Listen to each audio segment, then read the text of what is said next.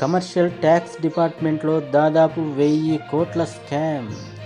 Hyderabad CCS పోలీసులు case నమోదు. 5వ నిందితుడిగా మాజీ సిఎస్ సోమేష్ కుమార్.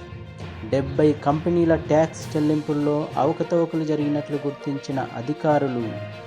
వాణిజ్య పన్నుల శాఖ ఫిర్యాదుతో కేసు నమోదు.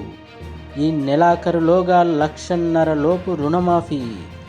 ఆగస్టు 15 కల్లా 2 లక్షల మాఫీ అన్న సీఎం రేవంత్ రెడ్డి.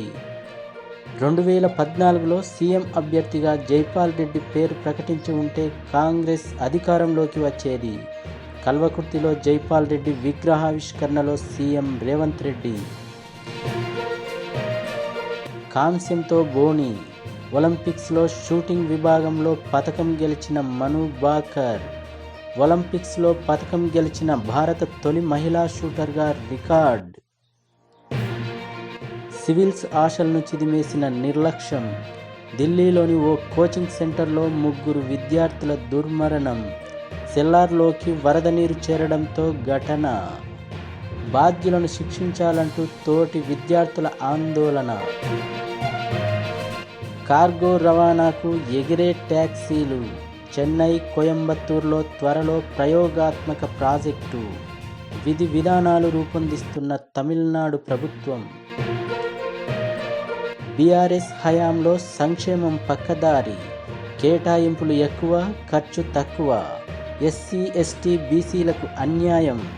గత 10 ఏళ్లలో దాదాపు 70,000 కోట్ల నిధులు మళ్లింపు.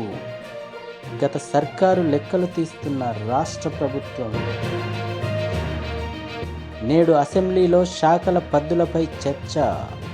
21 శాఖల గ్రాంట్లపై ప్రభుత్వం వివరణ. బోగస్ తనిఖీలు. హాస్పిటల్స్, మెడికల్ షాపులే టార్గెట్. చిన్న మిస్టేక్ను పెద్దదిగా చూపి భారీగా డబ్బులు వసూలు. రాష్ట్రంలో నకిలీల కొత్త దందా. ఫోకస్ పెట్టని drug department. KTR Kaleshwaram tour publicity stunt. చేసిన తప్పులు క్షమించాలని పూజలు చేయడానికి వచ్చినట్టుందన్న వివేక్ వెంకటస్వామి. బోనమెత్తిన భాగ్యనగరం. సంబురంగా బోనాల పండుగ. అమ్మవారికి పట్టు వస్త్రాలు సమర్పించిన డిప్యూటీ సీఎం.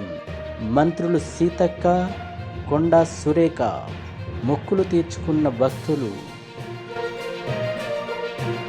నేడో రేపో తెరుచుకోనున్న శ్రీశైలం గేట్లు. జలాశయానికి పోటెత్తిన వరద. రోజుకు 40 టీఎంసీల నీరు చేరిక. ఎగువ ప్రాంతాన భారీ వర్షాలతో మేడిగడ్డ వద్ద అప్రమత్తత.